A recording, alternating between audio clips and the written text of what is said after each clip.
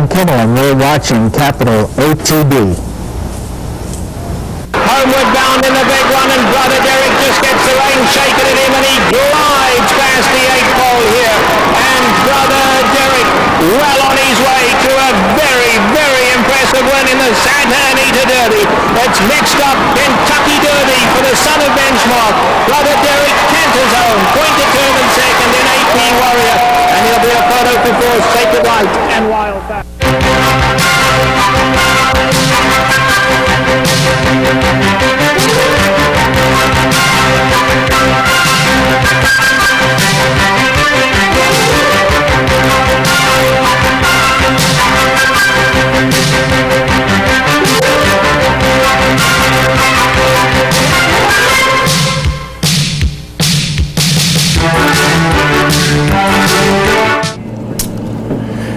Good morning, everyone, and welcome to Down the Stretch. Along with my colleague Mike VIETCH, the racing columnist for the Saratogian, I'm Mark CUSANO, welcoming you to this morning's April 15th program, and in front of us, 90 very, very busy minutes, where we will be joined by three very special guests, each with a pretty nice 3-year-old in the barn. Mr. Dan Hendricks. I'll say he's got a pretty nice 3-year-old. He's got Brother Derek, the winner of the Santa Anita Derby. He'll join us. He will be batting leadoff of the three guests. He will be followed by Mr. John Ward, who conditions the lightly raced but very talented strong contender. And finally, a first-time guest on the program, Mr. Mike Maker, a former assistant to Wayne Lucas. Mike pulled off, I believe, the biggest upset on the prep road to the Derby in the Lane's End with What a City and River City, and he will join us a bit later. Along the way, we'll recap a trio of important 3-year-old stakes. My partner will have a pair of pedigree profiles and a whole lot more if you stay with us on this mid-April edition of Down the Stretch, as we are just 3 weeks and counting from America's greatest race. Good morning. Well, good morning. Good to see you. Quite a time of the year. It really is a joyous time of the year for people of faith, everyone, and a joyous time of the year for people who love thoroughbred racing, spring, and all these wonderful races. And somehow I think you need a big dose of the first to survive the part of the second on the first Saturday in May with what's happened in the last couple of weeks. This is going to be a speed kills derby, it looks like so far. And you will be journeying next week to the Bluegrass We're looking State. forward to that. Gail and I are going to spend several days in Lexington this coming week and go racing at Keeneland and go to the library and see a number of friends, some family friends, and I've got an appointment to, which I'm thrilled about. I've got an appointment to see Stormcat for the first time in my life in person. I had to tell Rick Waldman that I'm not bringing $500,000 on behalf of anyone to get to his court, but we're looking forward to it, and we'll be thinking of you all during what, should be a lot of fun, the spring races at Keeneland. I mean, that's, you gotta love the thoroughbreds. So I need to lay off the workload for next week. And I already told him last night I'm taking the week off. Only one pedigree profile next week. Okay. All right. My partner and I are both going to be at the National Museum of Racing and Hall of Fame over the next couple of weeks. Only we'll be there at different times. What's going on with you on Saturday the 23rd, I believe? Sunday the 23rd. Sunday, it's very appropriate that, 24 hours after I get back from Kentucky, I am going to spend an afternoon with a guy who won the Kentucky Derby 50 years ago, Dave Erb, a retired jockey, not retired golfer. Stay away from him. He's brutal on the course. But we're going to reminisce about his work with Needles on the 50th anniversary of this horse winning the Derby. Many of you, I know you know Dave. Many of you are friends with Dave. He's a wonderful person. He's a remarkable athlete, to be perfectly honest with you. And I have really the privilege of sitting with him for an hour or 90 minutes and talking about the events leading up to that. And I'm looking forward to it a lot. We will remind you again on next week's show, but that is Sunday, April 23rd, beginning at 3 o'clock in the afternoon. And as is the case with all of the events at the museum, even if you're not a museum member, they are open to the public and free of charge. And my recommendation has always been, get there a half hour early and tour the museum. I mean, it's just a great, great place for a racing fan. Now, on Saturday, April 29th, I'll be at the museum for, I honestly don't know why they call it the Countdown to the Triple Crown. This is a Kentucky Derby preview on Saturday, April 29th from 4 until 6 in the Hall of Fame room. Again, free of charge, open to the public. We'll remind you of these along the way. But this has always been very nice. They have this. They have the Breeders' Cup preview in the fall. Gives you an opportunity to take in some information and maybe more importantly, ask some questions. So that's Saturday, April 29th, beginning at 4 p.m., the preview, Kentucky Derby preview at the National Museum of Racing and Hall of Fame on Union Avenue in Saratoga Springs, right across the street from America's greatest racetrack. Okay, time to answer some emails and letters, and I know, partner, you want to thank some folks for a letter that they sent you. Ken Wilkins, thank you very much for dropping us a note last week concerning my story on Broadway Thoroughbreds. Appreciate it very much.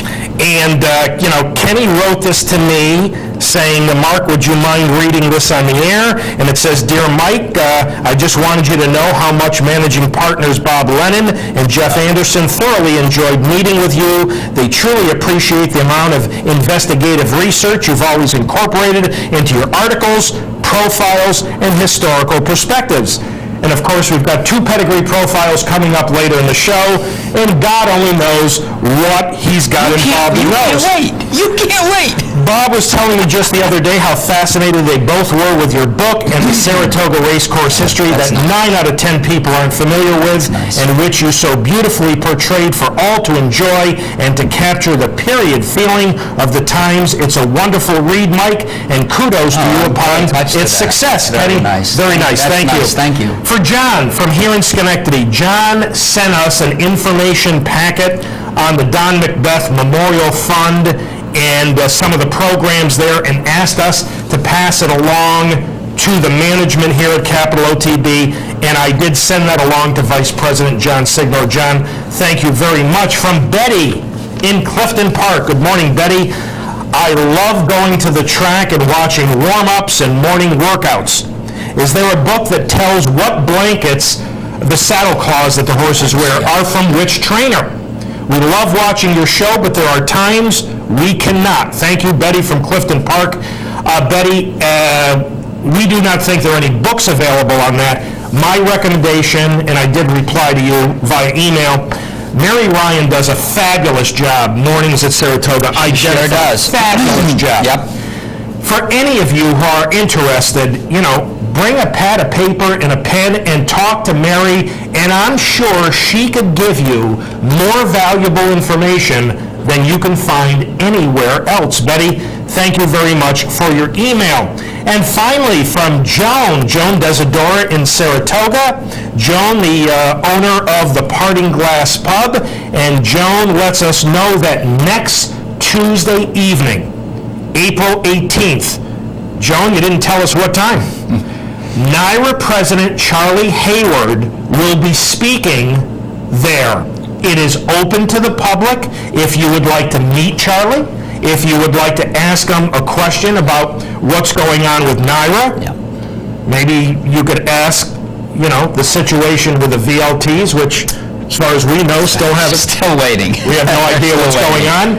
But Charlie Hayward, next Tuesday, April 18th, the Parting Glass Pub, Lake Avenue, Saratoga Springs. For more information, you can call the Parting Glass and ask for Joan. Joan, thank you for your note, and thanks to all of you.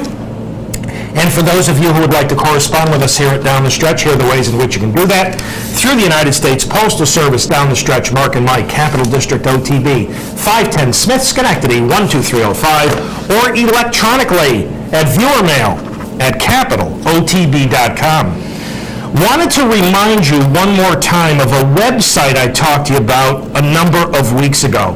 This comes from the Louisville Courier-Journal, and this is absolutely free of charge. They have put together a website with all kinds of information about the Kentucky Derby. We'll take a look at this. You can go to the website and call up any of these categories and find out information. Now, this was put together by two young ladies, Leslie Huddleston and Jenny Reese. And Jenny Reese, the main racing writer for the Louisville Courier-Journal. And I saw both of these ladies when I was in Florida, and they were very excited to talk about this because it's an incredible amount of work that they did, but, you're the beneficiary. If you go to the following website, courier-journal.com/datatrack. Again, it's courier-journal.com/datatrack. You can get all kinds of information on the history of the Kentucky Derby. And again, it is free of charge, so you may want to take a look right after the show and get some very important information. A number of stories to catch up on, and sadly, a pair of passings within the industry. Partner? And this is very sad for New York racing. First, Mr. Giles Brophy, who was a part owner of Strike the Gold, winner of the Kentucky Derby. But I would also like to say that I remember very, very clearly how happy Nick and he were with one of his early purchases, 36 Red, doing so well in the Wood Memorial. And then, of course, the late Mr. Karchis, Peter Karchis of the New York Racing Association, retired from Morgan Stanley, co-board chairman of the New York Racing Association Board of Trustees. And I would advance to you that when he took that about 2 years ago, he probably assumed responsibility, along with Steve Dunker, of maybe the toughest 2 years in New York Racing Association history. It was brutal, and his service is really indescribable. Both of these very, very sad. Mr. Brophy passed away at the age of 69. Mr. Karchis passed at the age of 54. Our condolences to their families. From the equine side, Dance Daly, a 3-year-old filly trained by Wayne Lucas, broke down in the recent Beaumont and sadly had to be euthanized. And Beacon Shine, a 3-year-old colt from Nick Zito and the winner of the Flash Stakes last year as a 2-year-old, died of colic. Borrego, the winner of the 2005 Jockey Club Gold Cup and the Pacific Classic, has been retired. He won 5 of 20 starts and $2 million in earnings. And Wild Fit from Patrick Biancone has come down with an infection. She will miss the Kentucky Oaks. And finally, some good news. The Fairgrounds will apply for racing dues. This is very good. That is surprising good news. This is wonderful great. Yes. news. All right. Let's get caught up with a very brief stakes review. We're going to begin Friday at Keeneland with a Maker's Mark Mile. This marked the 2006 debut of last year's Breeders' Cup Mile hero, Artie Schiller. He's number 1. He's stalking in second under Garrett Gomez. Watch what happens. He's stalking Belch Approval.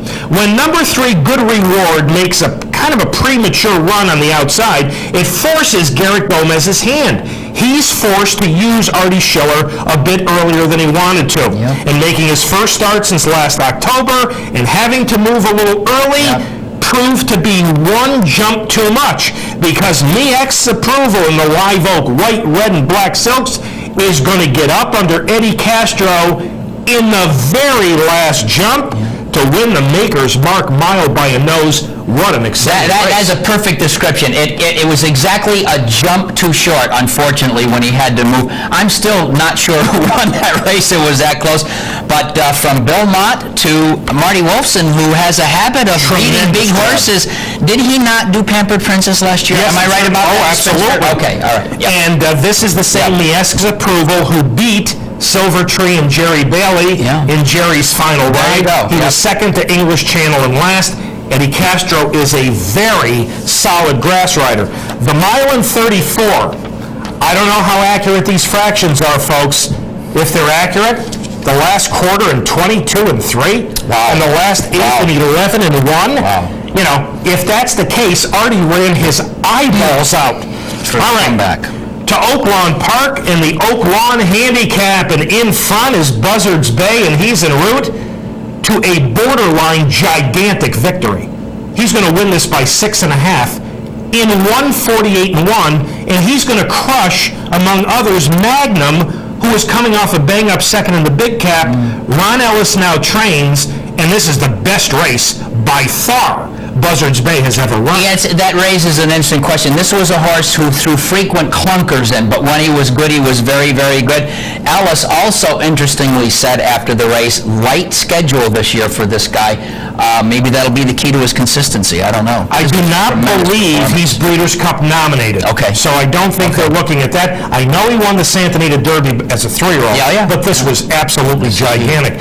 Next race up is the Count Fleet, and I wanted to show you the stretch run of this because I really like this top sprinter. His name is Bordonaro, and he's taking over on the outside from Friendly Island. 21-3, 44-1. He's on his way to a well-measured fourth victory in a row for Bill Spar and P-Val, 108-3. Obviously, partner, they've got this racetrack much more glib for the Racing Festival of the South. But I want to tell you, folks, this is one serious sprinter. He won the Sunshine Million Sprint, and I know that's only against Florida Breds and Cal Breds, but he won it when he wasn't at his best. He was off his feed, he wasn't doing well, and he still won it. This is one serious sprinter. The only problem is, how can you keep a sprinter who's at the top of his game in mid-April good until the end of the year? Oh, sure, I agree with you. Yeah, I mean, that's brutal. Yeah. Next up, my favorite race of the entire weekend. This is the Apple Blossom, and inside under pressure is number 6, Spun Sugar, making only her second start of the year. Sitting a perfect trip in third is Happy Ticket, the 6-5 favorite. She's making her third start of the year and her second at Oaklawn, and she had everything go her way. Spun Sugar was inside under pressure every jump of the way, and Happy Ticket set a perfect trip. I want you to watch Spun Sugar absolutely dig in and outgame a Grade 1 stakes winner. This was a monster effort. This is a Spun Sugar. filly that was very good at this time of the year. Last year went on to win the race at Pimlico, the Black-Eyed Susan. Wrapped the season up with a good second in the Alabama. Beats a Grade 1 winner here. Did the 3 pounds make a difference? Well, Michael, it may have, but when you take a look at the difference in trips, Spun Sugar was brutalized. Absolutely, the race as you described it, no question about it. Perfect trip. So I think the best filly won the race. 1:42 2/5, last 2.5 furlongs in racehorse time of 30 3/5. And finally, 3-year-old fillies in action in the Ashland. It featured, in my mind, the finest 3-year-old filly in the land in Balance. At the top of your screen, Balance is struggling in fourth, and I mean really struggling. Not struggling at all is the filly on the front end, Bushfire, who has proven to be very, very good on fast racetracks. Hey, how about this notion that inside speed was golden at Keeneland? There's something rather unusual, and it's all Bushfire at 15-1 over Wait a While, with Balance a badly beaten and dull third. I don't know why these things stand out in my mind. This filly, by the way, came to hand late last fall and is very, very good right now. But trainer remarks stay in my mind, and I know that after the second Grade 1 at Santa Anita, Hoffman said, we're going directly to the Kentucky Oaks. I remember that, and he was not going to use the middle race.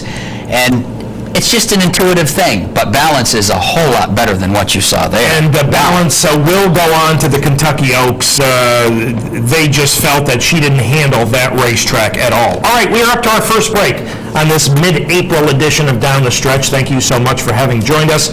When Michael and I return, we will review a pair of important 3-year-old races, the Santa Anita Derby in the Wood. We'll be joined by our first guest of the morning, Mr. Dan Hendricks, and my partner will have his first pedigree profile. So all of that and much more coming up right after these messages. Hello, this is Jim Bond. We're watching Down the Stretch on the Off Track Betting Network.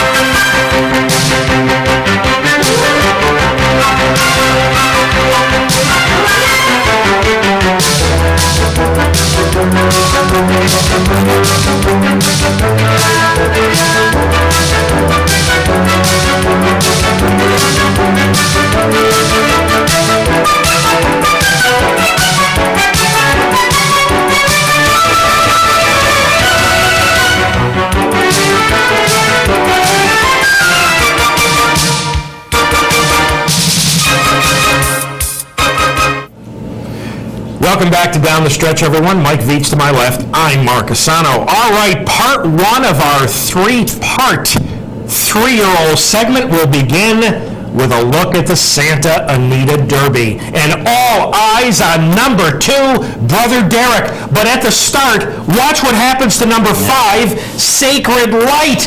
Whatever chance this colt had, in a split second is gone. How would you like to train him up to this race? And his chances are gone. Also gone is Brother Derek, the 1-2 favorite, unbeaten in 4 starts coming in, going 2 turns, and Brother Derek and Alex Solis allowed to control the pace. What I want you to watch, folks, is even though he's in front, and let's face it, that's the way the race unfolded, he appears to be much more relaxed to me here than he has been in previous races.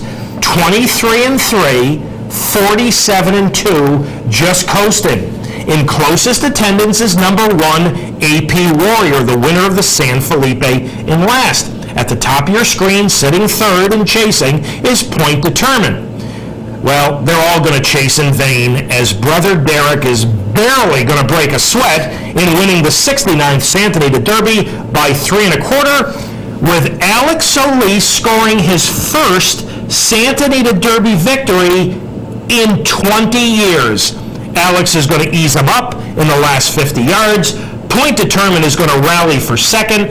AP Warrior, who had to do the chasing, is going to weaken to third. But ladies and gentlemen, it was all Brother Derek in the Santa Anita Derby. This is not ordinarily one of my favorite races. I'm not a big fan of the race. I mean, it's a great Grade 1 in California, and deservedly so. And we'll talk about some ones coming out of there. But I found this race to be very fascinating the more that I watched it. There was a time on the backstretch for about 4 or 5 strides where, to my eye, Brother Derek quickened rather sharply, and I frankly thought it took Solis by surprise. That, I think, is what AP Warrior reacted to. And Mark is right. AP Warrior had to do what he did. So what I find fascinating is AP Warrior was taken completely out of his game plan, but he had to do what he had to do anyways. On the other side of the coin, Brother Derek is so strong right now and so good right now, and you've probably been reading a lot about he's beating small fields and he's been in front, and I do think he's best doing what you're seeing him do now. Nonetheless, this is a versatile horse, and to me, this is what makes him very dangerous on Derby Day. California bred, only 3 others have done it. Marvich swaps him decidedly. This race in the last 20 years has produced Ferdinand, Winning Colors, Sunday Silence, Silver Charm, Real Quiet. But this guy is just absolutely...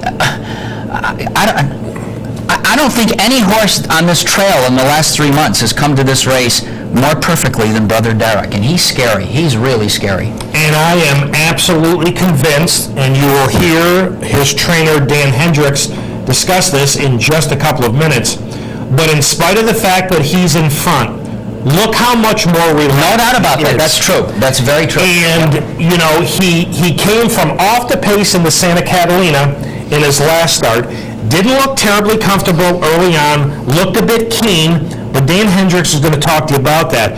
But here, I love the way he's traveling. And Corey Nakatani, who's riding AP Warrior, who's in closest attendance here, he had to ride the race. No doubt about it. That's the way the race came up. No doubt about it. So he's going to lose second here in the end to Point Determined. But in a moment, you're going to say, come out from behind the Stronach board. You're going to see, you know, Corey ask AP Warrior to go after Brother Derek. And Alex, right there, I think is what you're talking about. Brother Derek just spurts away. Absolutely. Yeah, absolutely. And I mean, cruises to a 3 1/4 length victory, 1:48 seconds flat, last 3 furlongs in 36 and 4. And as I mentioned, you watch the last 50 yards, you know, Alex basically eases him up. How about Alex Solis? The last time he won the Santa Anita Derby, we were all 20 years younger. He won with Snow Chief in 1986. Okay. Now 20 years later, it's Brother Derek. But I think an absolutely splendid performance. I don't care if he was racing against 17 rivals or 4 rivals.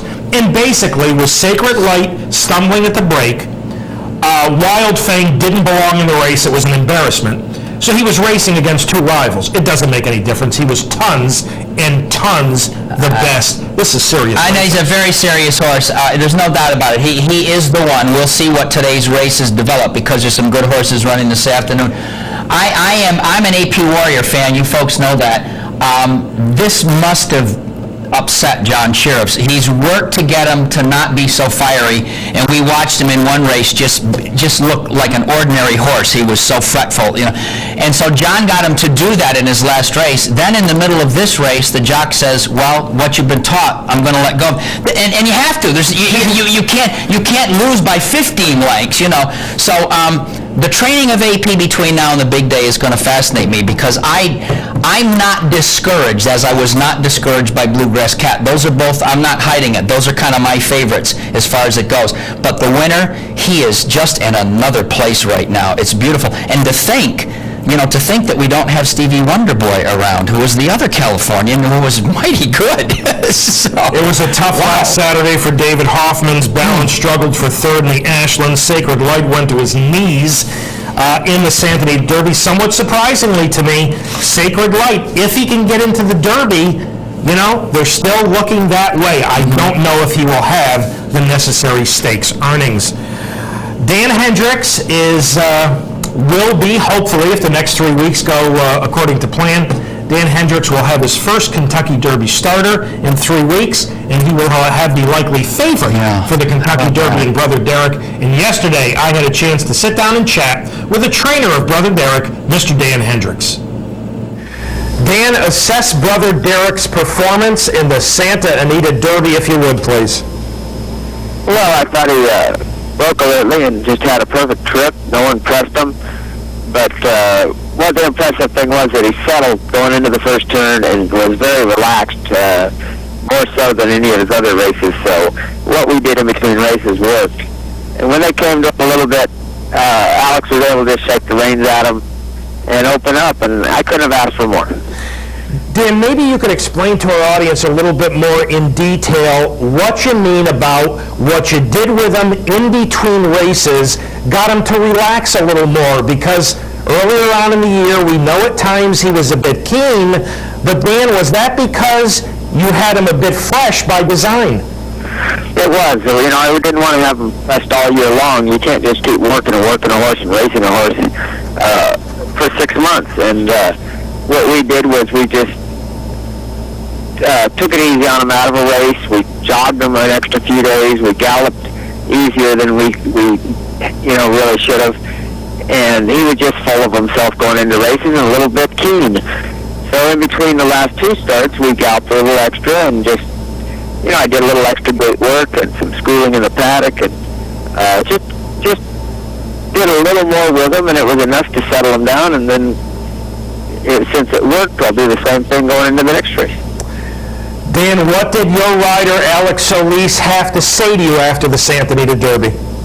Oh, it's pretty much what you read. Alex was very excited about riding this horse. He's liked him from the beginning, and, he's just all excited. And, he said everything from wow to amazing to all that, and he's just getting adrenaline flowing. He loves riding and really gets into it. That's why I like to ride him. He's a consummate professional and enjoys what he's doing. And he's an awesome horse. He loves him. Dan, you obviously needed Brother Derek to get something out of the Santa Anita Derby to set him up for Churchill Downs. How close to, exactly what you were looking for did you get? Well, I hope I did. I can't change it now, and I don't know how I could have changed it in the race. So all I got to do is hope he got enough out of it. He made it look so easy.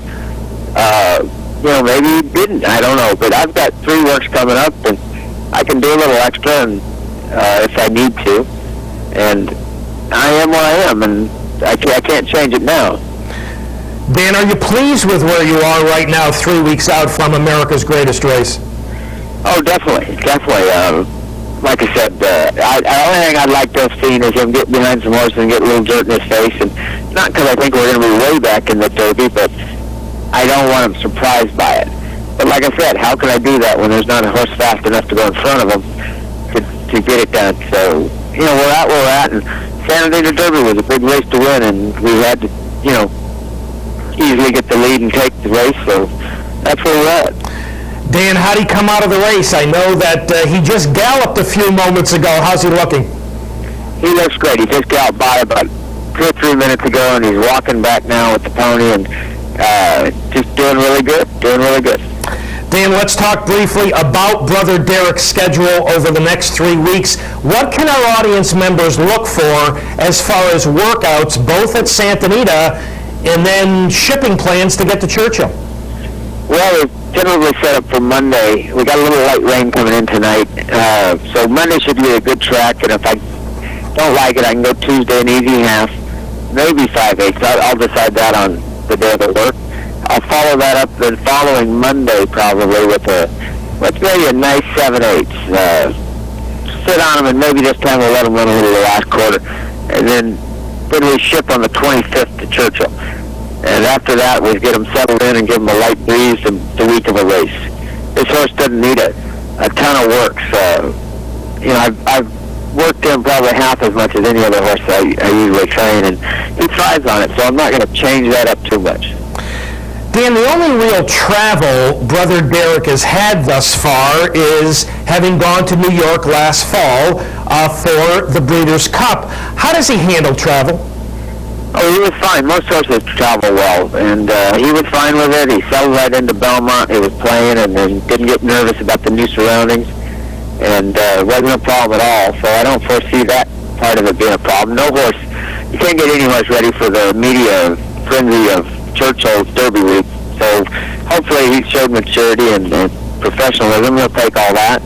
And, he's a horse that as a 2-year-old, I shipped him over one morning and worked him a half out of the gate.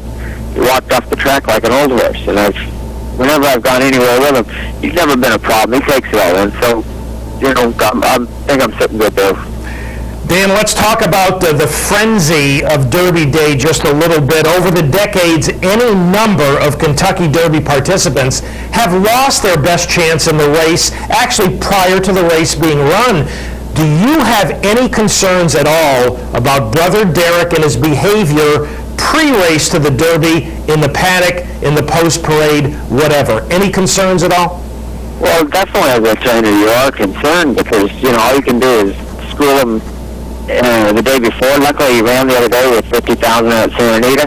Didn't bother him at all. It was one of the quietest times he's been in the races. So we've done everything we can, and we're in the same boat as the other 19 trainers. So we'll go over there with them all and see what happens. Dan, what are the emotions for you now? You're 3 weeks out from your first Kentucky Derby, and you have the favorite for the Run for the Roses. What kind of emotions are you feeling? Oh, it's like everything in horse racing, up and down. Some days you're high as a kite, next day you're scared to come out of the barn. And, and on top of that, it's just a lot of fun. We'll have a blast with it. Cecil Peacock, the owner, is enjoying it. We talk every day about, the big mess we got ourselves into here, and it's the kind of mess you want in this business. Dan, all congratulations, first of all, to you and your staff. You've done an absolutely great job. We've enjoyed watching Brother Derek progress throughout the year, and we look forward to speaking to you once you arrive at Churchill. Anytime. Dan Hendricks, ladies and gentlemen, the trainer of the Derby favorite, Brother Derek. Yeah, they've gotten themselves into quite a mess. That's really nice. I like that. Thanks so much to Dan. All right, back here on the East Coast, several horses looking to gain entrance to the Run for the Roses participated in the Wood Memorial, run over a sealed, sloppy track. The favorite, number 3, Keyed Entry, owned in part by Don Lucarelli from right here in Duanesburg, and he broke like a shot. Earlier in his career, he had some gait problems. He was a 95-cent to the dollar favorite. Number 7, Bob and John, a bit one-paced at Santa Anita. Bob Baffert thought he would not only prefer the Eastern racetrack, but he would prefer not seeing Brother Derek was the second choice. You saw some trouble on the first turn where Prado and Keyed Entry came out. Norberto Arroyo aboard Marco's tail came over, and Garrett Gomez on Bob and John had to steady ever so briefly. Keyed Entry, as Todd Pletcher told us, In an interview last week, Wood set the pace. He did 23, 46-1, and 111. But Bob and John, after those problems on the first turn, was very well positioned by Gomez. He would collar the leader in upper stretch. He would take over, and he would easily hold off a very late run from number 1 Jazeel to prevail by a length and a half. Jazeel came from New Jersey to get second here. Keen Entry tired late to be third. The Wood Memorial run in a minute, 51 2/5. The last 3 furlongs in 40 2, and Bob and John ships across country and captures the Grade 1 Wood. When I wrote Sunday about, or actually Wednesday, when I wrote about looking back over the events, I mean, California power was everywhere this last weekend. Here is Baffert in what I'm calling a resolute victory with Bob and John, who did overcome trouble, who gave up ground leaving the first turn, who settled in nicely, and just seemed to just grind out over what might have been a bit of a sticky racetrack, which didn't help Keen Entry, who ran very, very well in the Wood at 1 1/8 miles. He also won the Bayshore while he was in here, so it was a Cal Power weekend. But this is a big, resolute score. Want to bring something up that Bob Baffert has said for about 2 or 3 months. He describes this guy as something like Real Quiet, one of his Derby winners of about 10 years ago. Real Quiet ran a lot going into the Derby. This was Bob and John's 7th race since November 4th. That's 150 days. So he has kept to his word. I do think, I don't know about relative class. The fun part of the Derby is finding out what relative class is all about. I do think he's going to be okay going 1.25 miles, and I do think he will benefit from this race. It's a very, very good performance. Finishing second, coming from nowhere, as Mark said, is Jazeel, which made me raise a question when I started looking at pedigrees. The 1-2 finishers in this race are by that so-called filly sire seeking the gold. He finishes 1-2 in the Wood Memorial. We're going to be talking about that shortly. But all in all, a race that's produced Gopher Gin, Fusaishi Pegasus, Monarchos, and Funnyside in just the last 10 years is now won by a Californian, and I believe Congaree won this race for Baffert X number of years ago. Right. So he was really, Baffert was dead right in his estimation of the race, and his estimation as to how Bob and John would perform. Nice, solid, resolute score. Bob and John at Santa Anita. He was run off his feet when the fractions were quick. He is a bit one-paced. Back here in the east, he was much, much more comfortable. Going 1.25 miles certainly should be that much more comfortable. Jazeel comes out of nowhere to run second. And Keen Entry, if he goes in the Derby, and right now I think all parties are leaning that way. We spoke to Don Lucarelli this morning. You know, he said the owners are leaving the decision up to Todd. Todd's going to work him early next week at Churchill, and if he works well, they will likely go. But I think the difference on Derby Day will be you will see Keen Entry come from off the pace. Gotta be. On yes, Derby Day. I agree. You know, that was the way they had their best chance to win the Wood Memorial, which, let's face it, is a $750,000 Grade 1 race. So when you can be the controlling speed, you know, Todd told you in the interview, that's what we're going to do. All right, pedigree number 1 this morning. Within this pedigree, you will watch this colt run second in a Gulfstream allowance race behind Corinthian. And then you will watch him rally for second one more time in the Wood. When we pick up the video of the Wood, he'll be just coming into your screen, rallying down along the fence. Ladies and gentlemen, here's my partner's look at the Shadwell stable-owned Jazeel. And you can all spend your time worrying about whether or not this closing kick has to do with dying fractions up front or a horse that just wants to go longer and is getting better at the right time, but you don't have to worry about the class in this pedigree. Good mares go to seeking the gold, and Better Than Honor, the mother of Jazeel, fits the bill perfectly. Trained by John Kimmel, she won the Demoiselle Stakes at 2, going 1 1/8 miles over the classy Oh What a Windfall, and the following year placed in the Grade 1 Mother Goose to Dreams Galore and Oh What a Windfall. She also placed to the brilliant and ill-fated 3 Ring in the Grade 1 Acorn. We'll come back to Better Than Honor a little later in this story, but this gives you an idea of the thinking and the planning behind this $725,000 Keeneland September yearling named Jazeel.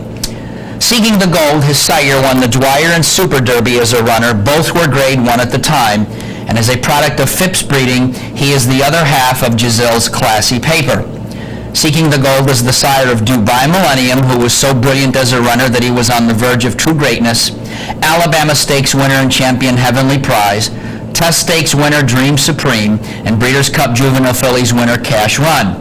Seeking the gold is one of the greats, standing for $125,000 at Claiborne and getting 10% stakes winners through 13 crops to race. That is a marvelous, marvelous statistics.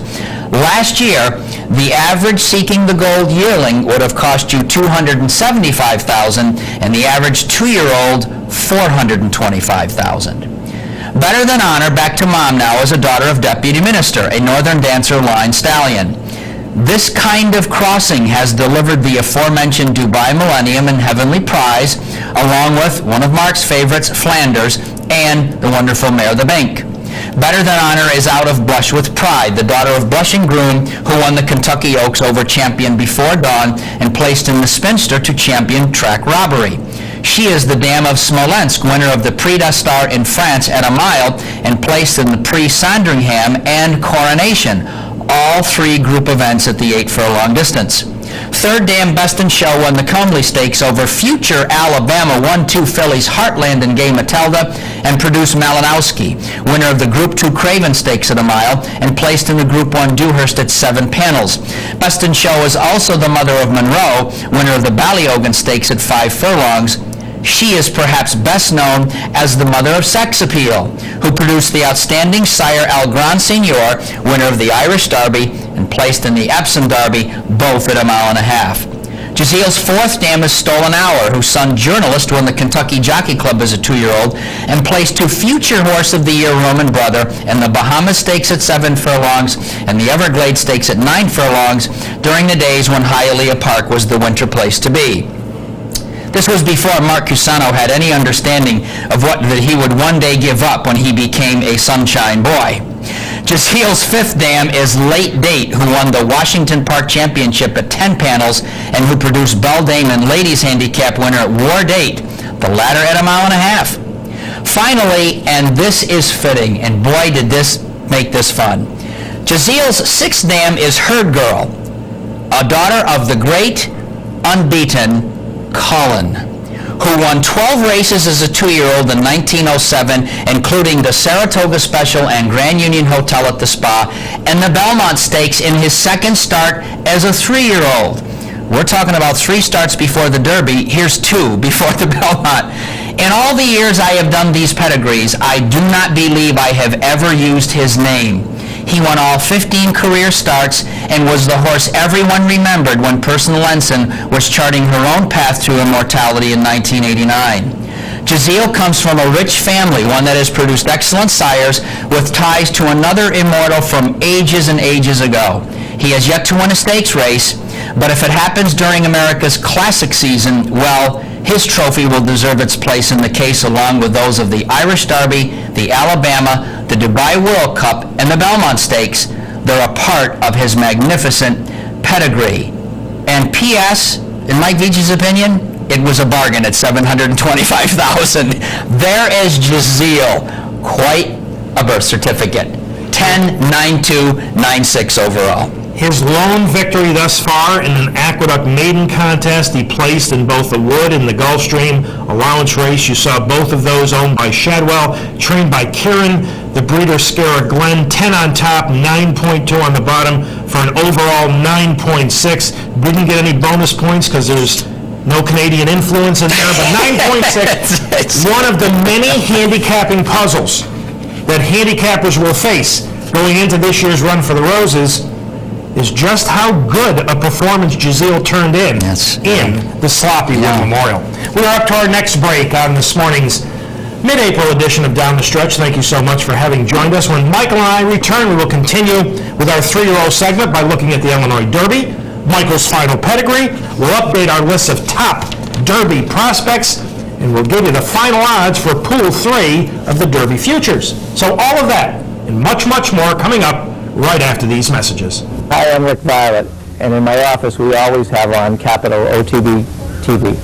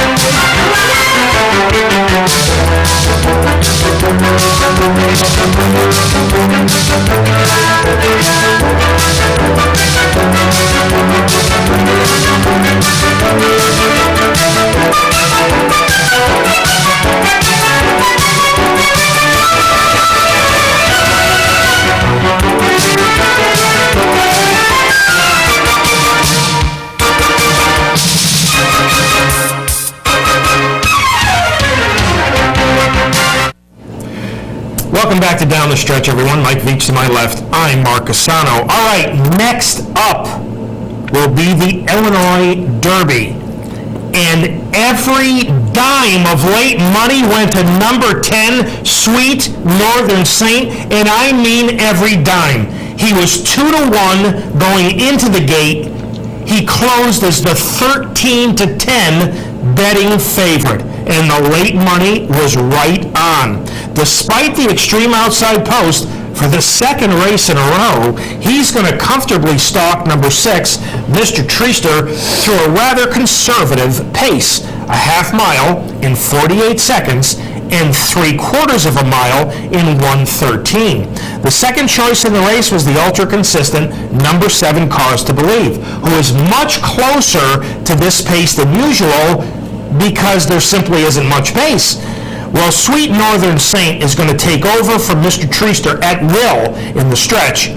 And with a final 3/8 of a mile in 36 and 4 and a last furlong in 12 and 1, Sweet Northern Saint is going to win off by 9 1/4 in a visually impressive, albeit slightly confusing, Illinois Derby to me. Your thoughts, partner? Well, I was confused by Cause to Believe, but let's drop that thought right now. I thought this guy handled post position 10 absolutely marvelously. You've still got to figure out a way to get racing position, whether you're running against top class horses or 10 claimers. The truth of the matter is he's another example of a horse who's blossoming at the right time of the year.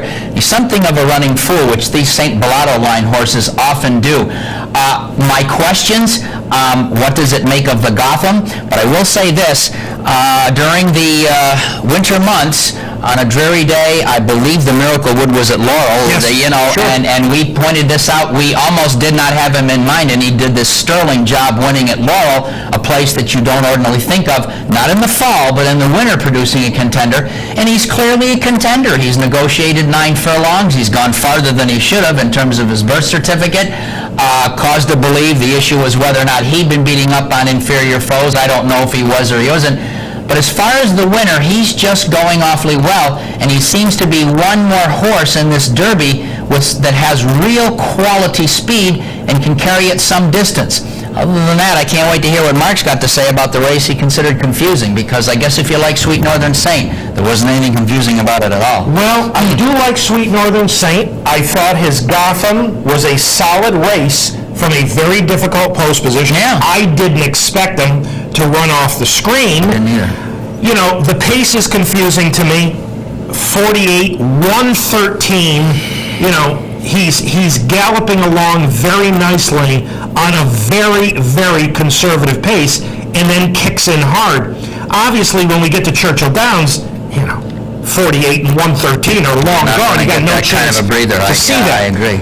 What bothers me just a little bit, and I know this doesn't make a whole lot of sense, and usually I'm pretty logical. Last year, Greeley's Galaxy looked every bit as good in winning his Illinois Derby as Sweet Northern Saint just did. It was visually And I remember that impressing sensational. you. Yeah, I remember that, yeah. I don't think he's won another race. That impression, yeah, Now, that's interesting. Why should Greeley's Galaxy's effort of a year ago mean anything as far as Sweet Northern Saint? I just have this, I don't You know. shouldn't say this stuff, Mark. You're getting like me. You don't want to do stuff like that. God. I mean, stay logical. It's a lingering feeling.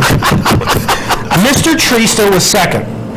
He finished in another zip code when he was fourth in the Santa Catalina. He was nothing on the West Coast. So now we have Mr. Trista, who's nothing on the West Coast, run second here. You got Bob and John, who was, okay as long as the pace was conservative on the West Coast. He wins the Wood. Cause to Believe is beating 9.5 in here. This is a horse who runs well all the time. He had beaten, your boy, AP Warrior. Yes, he did. He crushed him. My boy, he did. He really did, yeah. Did Cause to Believe have a legitimate excuse? There was no pace. My Golden Song and Racketeer both made brief runs. They flattened out. They were nowhere in sight. Congratulations to Mike Trombetta. We had him on the show a while back. This is a very, very nice racehorse. Sure is. I just don't know why, but Greeley's Galaxy's effort in the Illinois Derby a year ago is bothering me a little bit. That's totally legit. I agree. And what bothers me more is the fact that he tells me I'm getting more like him. Okay, second pedigree this morning. Within this pedigree profile, you will watch him run a very fine third in the Gotham from the extreme outside post, and then you'll watch him run off the screen one more time from the extreme outside post in the Illinois Derby. Here is my partner's look at the pedigree of Sweet Northern Saint. And when we get to the page which shows you the overall numbers, I will tell you right now that, as you will see, Sweet Northern Saint has really already outrun his pedigree. Now, I could get cute and say that as a grandson of St. Bellato, the sire of Ashado, St. Liam, and Captain Bodgett, and as a great-grandson of Halo, the sire of Sunday Silence, Sonny's Halo, and Glorious Song, that he's no surprise winning in Grade 2 company at 1 1/8. But the pedigree truth here is that Sweet Southern Saint, the sire of Sweet Northern Saint, if I get through this without tripping, it'll be something, is a shortbred horse with a considerable amount of Fred Hooper speed influence in his pedigree. Now, I'm one of the last guys being dragged into the 21st century of speed breeding, so I'm probably going to trip. But nonetheless, so far, this young sire has gotten better than Bonds, winner of the What a Pleasure Stakes at 1 1/16, and placed in the Grade 1 King's Bishop at 7 furlongs, and General John B., winner of the Turf Paradise Derby, and placed in the Santa Anita Derby at 9 panels last year, to the guy we saw 25 minutes ago, Buzzards Bay. Sweet Southern Saint won the What a Pleasure and placed in the Holy Bull at 1 1/16 as a runner. So to clarify, Dad Sweet Southern Saint, loaded with Fred Hooper speed influences, did win at 1 1/16. Before I go to the next paragraph on pedigree, I will put this right out there. These Halo sons and grandsons are very important, and they do have speed. I can't get over my impression that mostly this type stuff does well early in Florida and Calder and seems to flatten out as we go on, but that's just me. As for Sweet Northern Saint's female side, it is actually shorter, although his broodmare sire Wacoit captured the Jockey Club Gold Cup and Brooklyn Handicap when they were each 1.5 miles. And he's a very acceptable sire. His daughter Ice Beauty, the mother of Sweet Northern Saint, is also the dam of Maria's Image, winner of the Emergency Nurse Stakes, that's it, at 1 1/16 on turf, and placed at the same distance in the Shocker T Stakes on turf.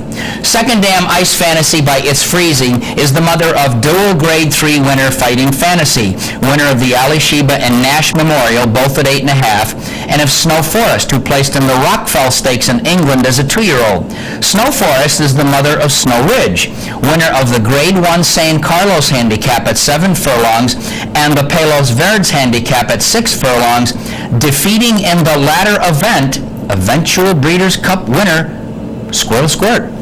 Ice Fantasy is also the Grand Dam of Eye of the Tiger, an earner of more than $500,000 who won the Washington Park Handicap at 1 3/16 and the Affirmed Stakes at 1 1/16, while placing in the swaps at 1 1/8. Eye of the Tiger's half-sister Wildwood Flower won the Grade 2 Santa Isabel at 1 1/16 and placed in the Grade 2 Beaumont at 7 furlongs.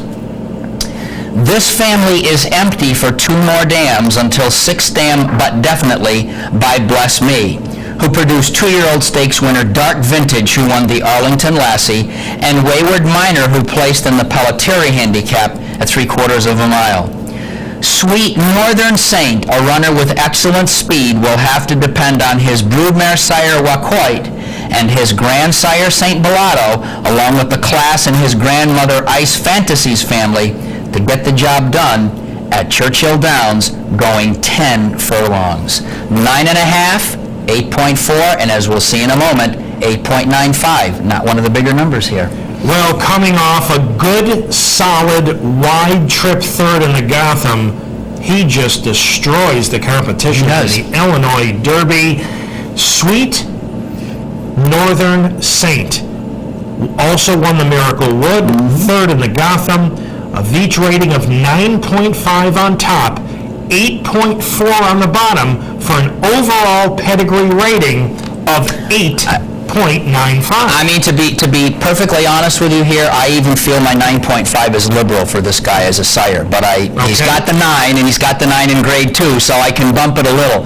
But that's the number. He's one of the shorter ones that we've done this year. Is Sweet Northern Saint improving by leaps and bounds? Was the Illinois Derby, as visually confusing to you as it might be to me?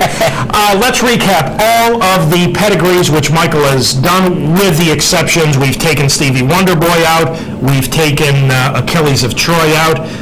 There is Jazeel at 9.60, and Sweet Northern Saint, one of the shorter pedigrees, only First Samurai and Keyed Entry, a smaller number than Sweet Northern Saint. Partner, thank you for those pedigrees this morning. Now, with the Santa Anita Derby, the Illinois Derby, and the Wood Memorial in the history books, we have updated our list of top Derby prospects.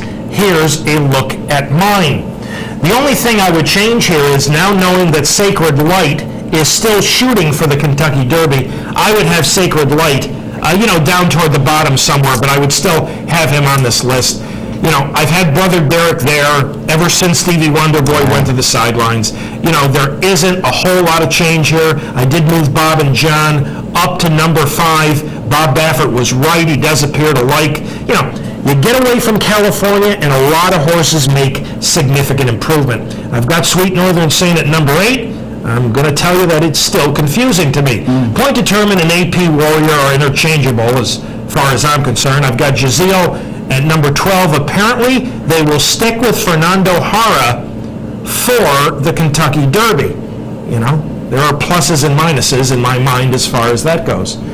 First Samurai, who's at number 11, will start as the possible favorite in this afternoon's Bluegrass. Showing up at number 15, that's Barkley Tagg's Talented Runner. He is hopefully going to go into Lexington next weekend. And again, I would put Sacred Light in there somewhere. Keyed Entry, the Wood Memorial, third at number 19. So, a look at my top Derby prospects as of this morning, 21 days out from the Run for the Roses. And now, here's my partner's top 20, once again, without Discreet Cat. Why did you have to say that? I was going to say it for you, but once again, until I find out he's actually going, he's not on my list. Mark and I both moved Bob and John up to number 5. In fact, we do have 4 of the first 5. He's got Discreet Cat, where I would have Lawyer Ron. I'm keeping AP Warrior where I've got him. I have 4 numbers here that don't at this point have enough graded earnings. They are number 12, Sun River, number 14, Strong Contender, number 16, Steppenwolfer, and number 19, Red Raymond. Not on my list are 2 horses with enough earnings, With a City and Like Now, but they don't make my top 20. I think Mark and I are looking at one thing conceptually the same. there's a cream of the crop in the top 5, and then the others have to kind of earn their way in here. And today we'll get more of a look at the cream of the crop with Bluegrass Cat and Lawyer Ron and their final respective preps for the big dance. But no, I'm not listing Discreet Cat, and I would not have him in the top 5 even if he is declared into the Derby. We were hoping that would happen today, and I guess in Dubai today's almost over. We, as of press time here, we don't have a word. No word. We spoke to Simon Crisford, the racing manager for Godolphin, earlier this week, and he said to us, don't be surprised if April 15th, this morning, was originally the date they were going to put out word on Discreet Cat status. He said, don't be surprised if we wait a few extra days. So we may have Simon on next week's show. There are 10 folks here at Capital OTB who vote on a weekly basis, and Kyle Brownell tries to stay after everybody to send in their votes, and he tabulates them.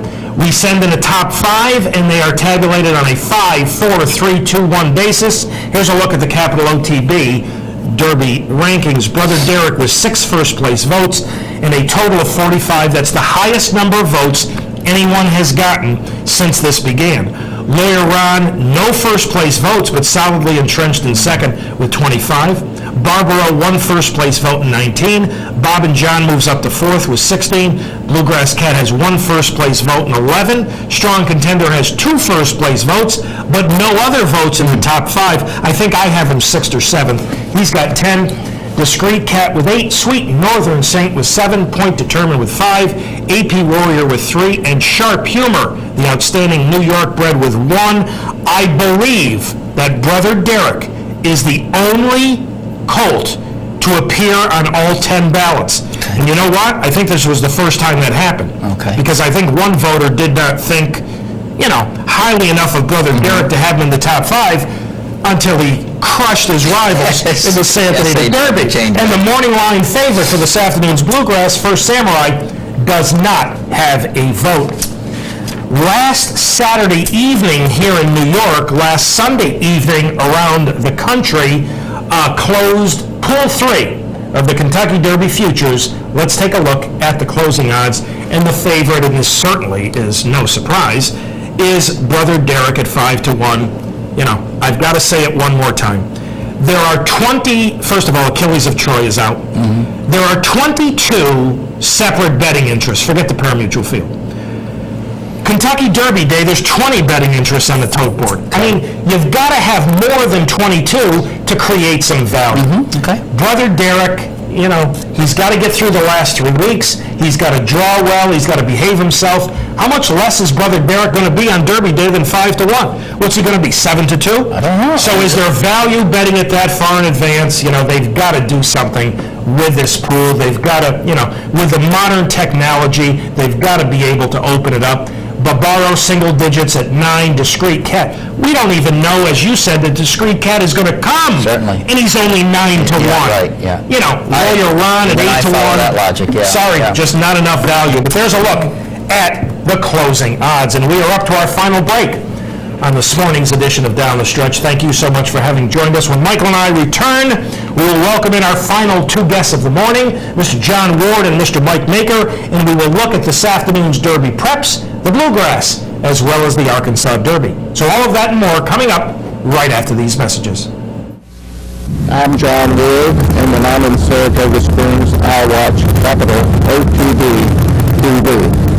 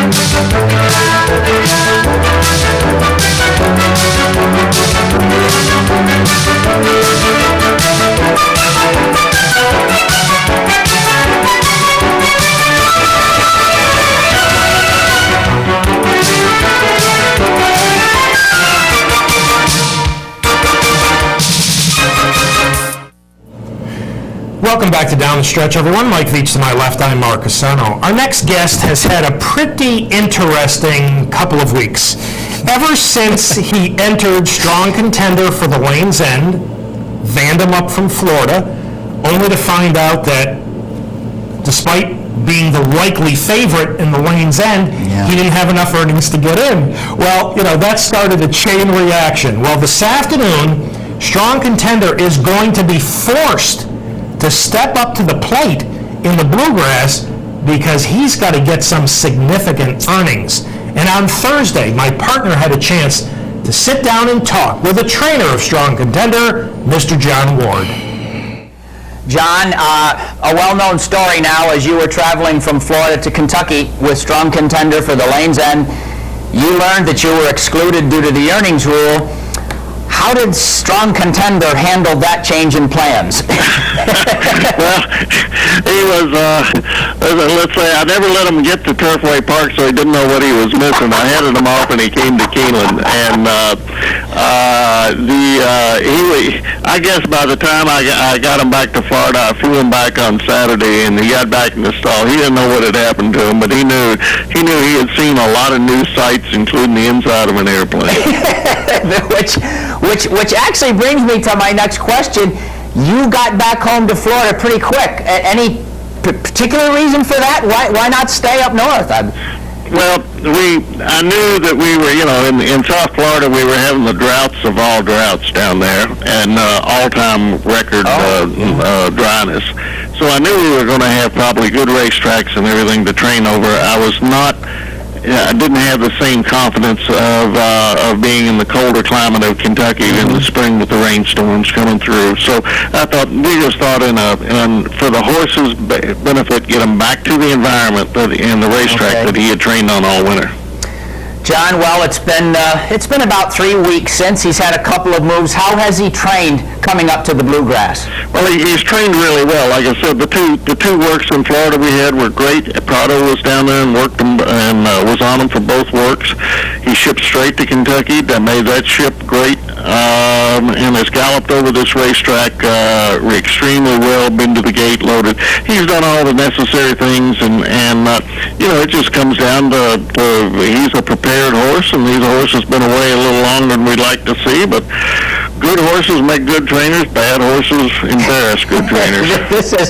This has been really one of the truly interesting stories in the last month or two on the Triple Crown Trail, and you've had a lot of good wins, won a lot of big races. Some trainers don't like this question, but at this point in his career, after 2 races, describe this guy and maybe a bit of a comparison to some of your other stars. Well, he's a May the 15th foal. That's the first thing you got to figure into the equation. He is very talented. He was everybody liked him as a 2-year-old training. He was $800,000 horse and that high-priced horse over here at Keeneland, that sale. Sean Bridge Mohannon and was in Chicago where the horse was in the summer, trained brilliantly over there. Went to after one big, came back. He has done everything you would want a horse to do, and he has the earmarks of being an extremely talented long-term player in the sport, and that's one reason you see Edgar Prado on him in the Bluegrass, because Edgar feels that he hasn't even seen the beginnings of what he knows how to do.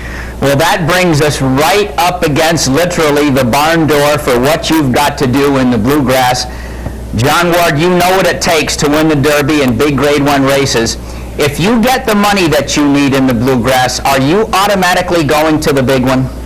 I would say that's the plan, depending on depending on how the horse comes out of it. But no, if we get the money, it would be first or second, and we're not, and we're the second place. He's got to be in contention second, and have made a mistake probably in the race, and we'll go on. I would hope to keep. I'd hope to keep Edgar with him, but if he wins, I think we got a big shot of that. If he runs second, we might have to go look for another rider. And you're just sitting here reading my mind, because my final question is, all that said, is the Preakness a logical next race if this doesn't work out purposely, or do you draw a new game plan? No, I think it is the logical next race, and that's the way Mr. Oxley and I have looked at the thing, and that the horse himself has done everything we could possibly ask him to do. Circumstances have been against him once in a while, but good horses overcome that. So yes, the Preakness would probably be a fallback for us if we just if we miss the mark just a little bit as far as this tight schedule of conditioning we've had to live under.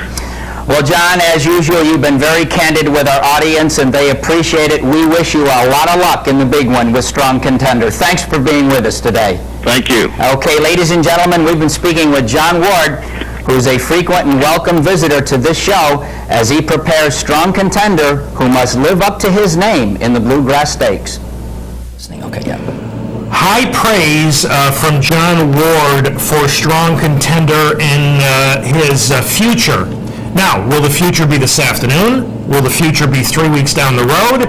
Or will it be later on in the year for Strong Contender? Yeah. Let's take a look at the field for this afternoon's $750,000 Grade 1 Bluegrass. John, before Michael did the interview, I was speaking to John on the telephone, and one of his biggest concerns is the way this Keeneland main track has been playing. Inside speed at times has been just golden. And I said, well, John, your colt has a lot of natural speed. I mean, he showed it in the mile race at Gulfstream, and he says, we may have to use it early. Ladies and gentlemen, I think in spite of the fact that the Bluegrass is at 9 furlongs, if this is one of those crazy inside speed Keeneland surfaces, the first half mile of this race may be absolutely critical. Got 3 big horses in here, First Samurai, Bluegrass Cat, Strong Contender. I certainly can't look beyond those 3. I happen to think Strong Contender is a very, very talented racehorse, and I think in the end, he will battle with Bluegrass Cat and possibly First Samurai in this afternoon's Bluegrass Stakes. The partner, as you said, and John Ward talked about, he's got to be 1-2 this afternoon. He's got to be 1-2, and he was very candid in his interview. I asked him the question, is the Derby automatic? Yeah, it is. If I get it, that's what we're going for. So he was very candid. I would love to see 5-2 on Bluegrass Cat today, because that's I'm going to make a win bet on him today. It is the big 3. I like Bluegrass Cat. I think he's going to be a different animal today. I think he's going to do okay. I do think he's the one to beat. I'm weirdly intrigued by Seaside Retreat doing what he did last race at 1 1/8. But other than that, it is the big 3. It certainly is. And our Julie Hoxie just got off the phone with the folks in Lexington, and they tell us temperatures between 78 and 83.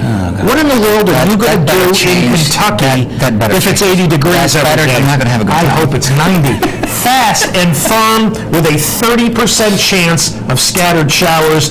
Keeneland had a big crowd yesterday, a record Friday crowd of 24,000. Yeah, wow. You can fully expect a big crowd today for the Bluegrass Stakes. Final guest this morning is a first-timer to the program. Mike Maker, a former assistant to Wayne Lucas, I think produced the biggest upset on the Triple Crown Prep Road. Yeah. When With the City upset the Lane's End at about $99. Now, originally, they were going straight to the Kentucky Derby with this late-running colt. They've made a change. They will participate in this afternoon's Arkansas Derby. And on Thursday, my partner had a chance to sit down and talk with the trainer of What a City, Mike Maker. Mike, With the City was a private buy last year by Mr. Peltz. How did he come to your barn? Well, it was actually this year, February of this year. Mr. Peltz was a big fan of this horse's family, so he was kind of watching him. Noticed he was in for a claim, but didn't have the funds to claim him for $40,000. So when he did have the funds, he called and wanted the horse bad. Against everybody's advice, he went ahead and purchased him for $150,000, and then he sent him up to me against my own advice. I'm lucky to still be the trainer. Well, Well, it's turned out very well indeed. And Mike, Yes, no, he's had a good 6 weeks. Mike, as you prepared him for the Battaglia, which was his first race with you, what things about him did you like as you brought him along?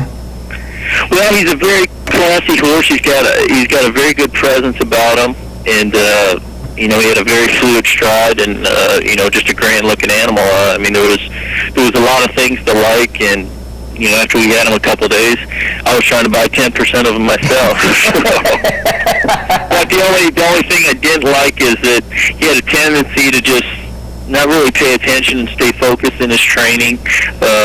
Having said that, we weren't allowed to put blinkers on coming off of victory, so, and then, you had it in your back of your mind too, well, he won so easy, maybe once he's in a competitive situation, he's not looking around as much, but that wasn't the case on Battaglia Day.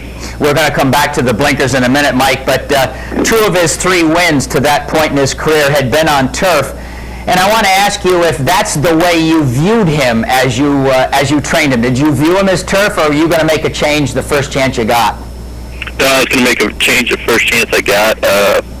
Like I said, he was a very impressive horse, and being that he had run on the grass, and we were stable in Kentucky, obviously the horses that had, turf horses were faring well over the poly track. Yeah. So, I mean, we were hoping. That was Ron's basis for buying the horse. He felt he could be competitive in the Battaglia, and he could be competitive in the Lanes End, and if he was, he'd have his investment back. So. Oh, that's kind of interesting, and you sort of answered my next question then. I was going to ask you, were you looking at any other races other than the Battaglia? No, that's, those, usually the Battaglia, I mean, you get some decent horses in there, but, we felt that would be a good stepping stone into the stakes competitions, and then out-of-towners might be a little skeptical to ship, with the uncertainty of the poly track. So, we felt, it'd be a gradual process to the next level. I'd like to ask you, Mike, to talk about his race in the Battaglia. I mean, it was first race for you, and that was at pretty long odds, too. What did you think of his effort that day? It wasn't as bad as it looked. He's a horse that didn't seem really fond of being in the inside of horses, and he kind of broke out at the start.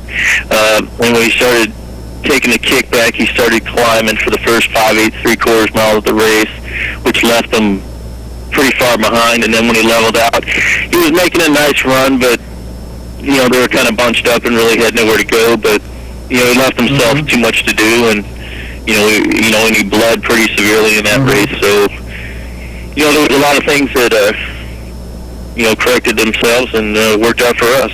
Well, Mike, you mentioned the blinkers earlier, and they did go on for the Lanes End. I'd like to ask you, though, besides blinkers on, were there any other factors that brought it all together in the Lanes End, which was just a marvelous effort?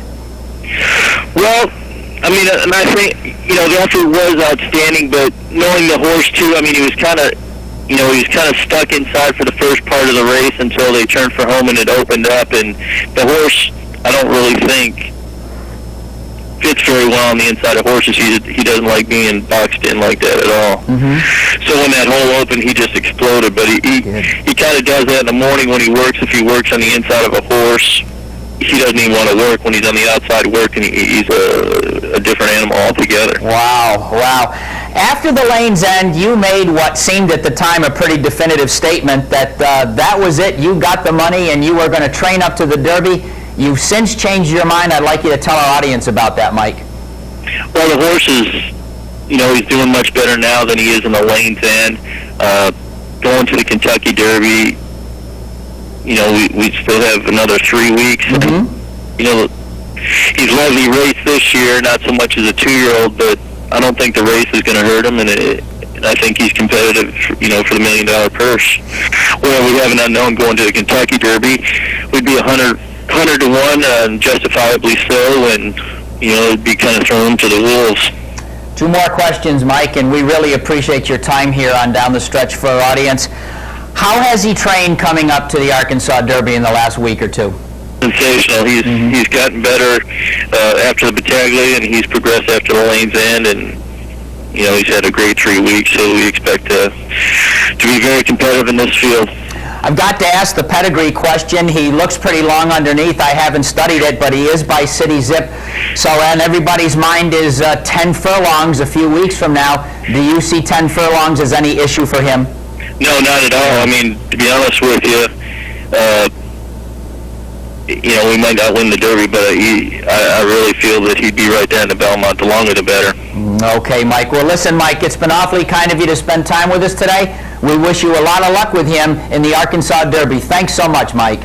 Thank you very much. Okay, ladies and gentlemen, Mike Maker, the trainer of With a City, and I can pretty much guarantee you who won't be 50-1 in the Arkansas Derby.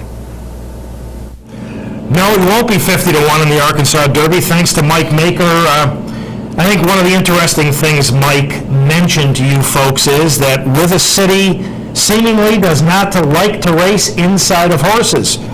You know, we've got a 13-horse field for this afternoon's Arkansas Derby, and he's got post 4. I have no idea how Brice Blanc is going to negotiate things if he doesn't like to race inside of horses, but we'll find out a little bit later this afternoon. Let us now take a look at the field for the Arkansas Derby, which was reduced by 1 when Well Said came out with an injury.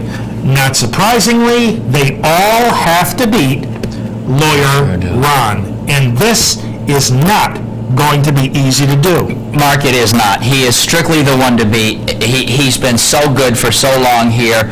And I mean, if anything, it's interesting. I don't know too much. The speed figures have gone down a little bit, but what's interesting is how absolutely violently he has trained since the last race. I mean, he's just ready to go again. He is the one to beat.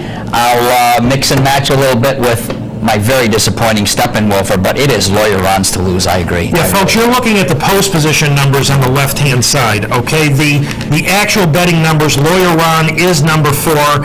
I've said to you all along, I think he's better with a target to run at. Certainly today, with High Cotton, without question, he's going to have a target to run at, and I think it'll be very tough to beat. I think Steppenwolfer, he finally draws an inside post again, and I think you will see Robbie Alvarado ride him in a different fashion. Okay. I think you'll get him to settle and save ground and wait to launch his rally. Mm-hmm. I think he had his hand forced a little bit last time, and while it wasn't a very good effort, he flattened out. I think you may see a better effort this afternoon. Steppenwolfer is number 1. He has post position number 2, but certainly they all have to beat Lawyer Ron in this afternoon's $1 million Grade 2 Arkansas Derby. A couple of final reminders for you folks before we leave you this morning. Again, my partner and I will both be spending some time in upcoming weeks at the National Museum of Racing and Hall of Fame for various activities. Partner, talk about what you've got coming up, I believe, a week from tomorrow. A week from tomorrow, 3 p.m. at the Hall of Fame, a conversation with jockey Dave Erb on the 50th anniversary of his victory in the Derby aboard Needles. And that begins at 3 p.m. That is Sunday, April 23rd. And the following Saturday, April 29th, beginning at 4 o'clock, we will have the preview of the Kentucky Derby. I've been invited to be on the panel.